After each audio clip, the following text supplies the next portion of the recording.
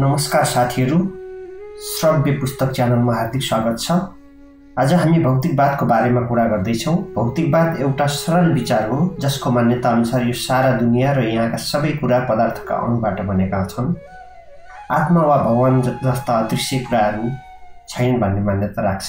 कल्पना गर्नुहोस्, तपाईँ चिया पिउँदै हुनुहुन्छ, चियाको तातो महसुस हुनु, यसको स्वाद मिठो लाग्नु, यो सबै तपाईँको शरीर र मस्तिष्कको भौतिक प्रक्रिया हो।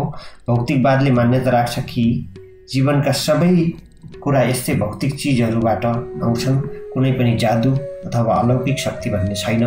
सरल भाषामा भन्दा भौतिकवाद भनेको यस्तो खालको विश्वास हो कि यो संसारमा सबै कुरा पदार्थबाट बनेका छन्, यानि कि तपाईका विचारहरू, तपाईका सपनाहरू वा प्रेम पनि मस्तिष्कका कोषहरूबाट नै बनेका हुन्छन्। उदाहरणका लागि, अन्धकारमा तर्सेर तपाईँ डराउनुहुन्छ, त्यो तपाईको शरीरमा रहेको एड्रेनालिन हर्मोन बढ्नुका कारणले भएको, कुनै भूत अथवा बाह्य शक्तिका कारणले भएको होइन। त्यसैले भौतिकवाद विचार निकै महत्त्वपूर्ण छ, किनकि यसले विज्ञानलाई बलियो बनाउँछ र अन्धविश्वासबाट बचाउँछ। अब यसको इतिहासलाई हेरौँ। भौतिकवादको इतिहास हजारौं वर्ष पुरानो छ। यसलाई विभिन्न दार्शनिकहरूले विकसित गरे। सुरुमा प्राचीन ग्रिसमा डेमोक्रिटसले बताए कि यो दुनियाँ ससाना अविभाज्य कणहरूबाट बनेको छ। उदाहरणका लागि, जसरी पानीका थुप्पाहरू मिलेर समुद्र बन्छ, त्यसै गरी एटमहरू मिलेर सबै चिज बन्छन्। कुनै देवताले बनाएको होइन, सबै प्राकृतिक छ। त्यसपछि एपिक्युरसले यसलाई थपे। उनले भने कि जीवनको लक्ष्य सुख हो र सुख पनि भौतिक हो। राम्रो खानाबाट आउने सुख, साथीहरूबाट आउने सुख। उनी भन्छन् मृत्युपछि केही छैन, किनकि शरीर नष्ट हुन्छ।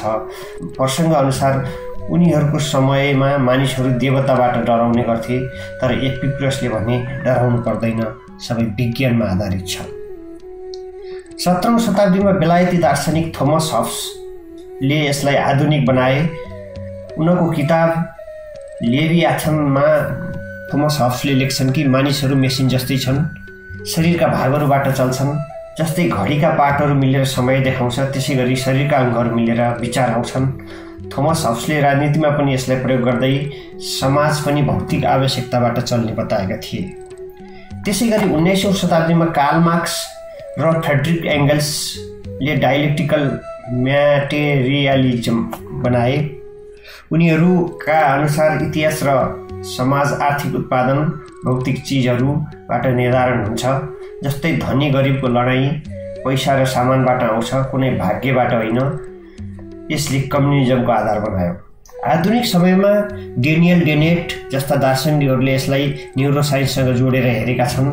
उनी भन्छन् चेतना पनि मस्तिष्कको कम्प्युटर जस्तो प्रक्रिया हो। आजका एआईमा पनि यो विचार प्रयोग हुन्छ। रोबोटहरूले भावना देखाउँछन्, तर यो प्रोग्रामिङबाट नै भएको हो।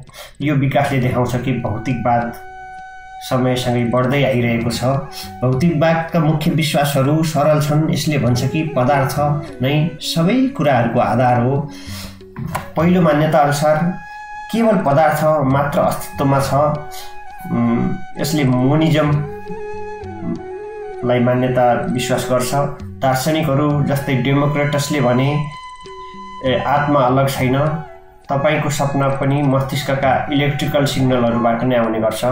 जस्तै फोनमा भिडियो प्ले हुन्छ, त्यसरी नै तपाईँका सपनाहरू पनि आउने गर्छन्।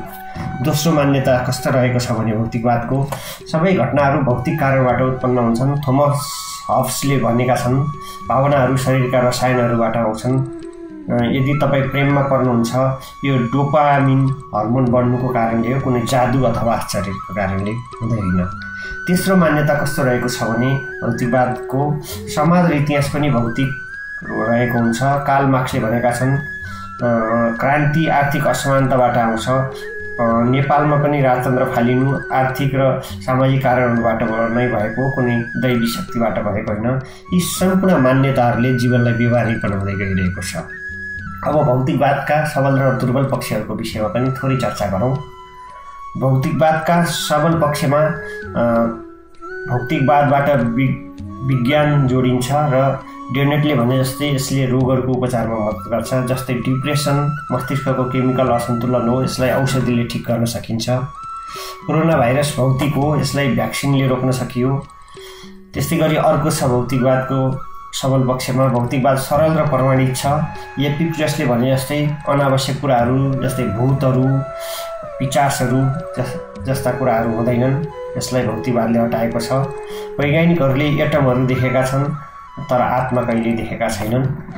त्यसै गरी तेस्रो भौतिकवादको सबल पक्ष के रहेको छ भने भौतिकवादले समाज सुधार्छ। मार्क्सको विचारमा श्रमिकहरूले अधिकार पाए र त्यसै गरी फ्याक्ट्रीहरूमा काम गर्नेहरूको लागि कानुनहरू बनाइए।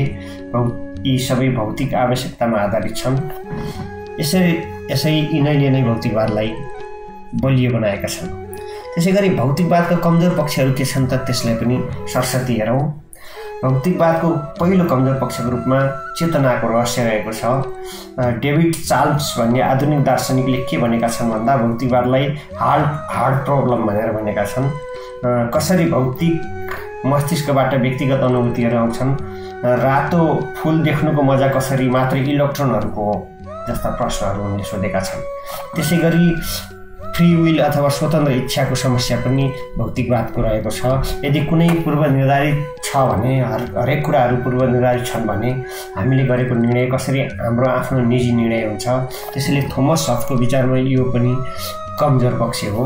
अपराधीले के पनि भन्न सक्छ भने मैले अपराध गराएको होइन, यो मेरो शरीरभित्र रहेका जिनहरूको कारणले भएको हो अथवा हर्मोनहरूको कारणले भएको, त्यसैले मेरो यसमा कुनै पनि दोष छैन भनेर भन्न सक्छ। त्यसैले हरेक कुराहरू पूर्व निर्धारित अथवा भौतिक छन् भन्ने मान्यता राख्नु पनि यसको दुर्बल पक्ष हुन सक्छ। त्यसै गरी तेस्रो रहेको छ नैतिकताको कमी।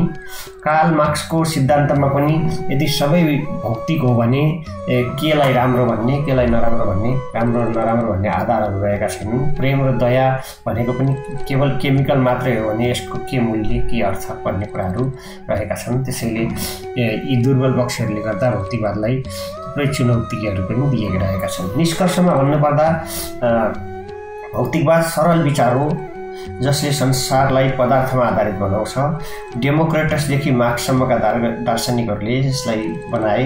यसका मान्यताहरू व्यवहारिक छन्, सबल पक्षहरू विज्ञानसँग छन् र दुर्बल पक्षहरू सोच्न बाध्य बनाउँछन्। तपाईँ के सोच्नुहुन्छ कृपया कमेन्ट गर्नुहोला। हामी अर्को भिडियोमा भेट्नेछौँ। यदि तपाईँले आदर्शवादको हाम्रो भिडियो हेर्नु भएको छैन भने अगाडि गएर हाम्रो आदर्शवादको भिडियो पनि हेर्न सक्नुहुनेछ। यहाँहरूले सुनिदिनु भएकोमा धन्यवाद टक्राउँदै बिदा हुन्छु। नमस्कार।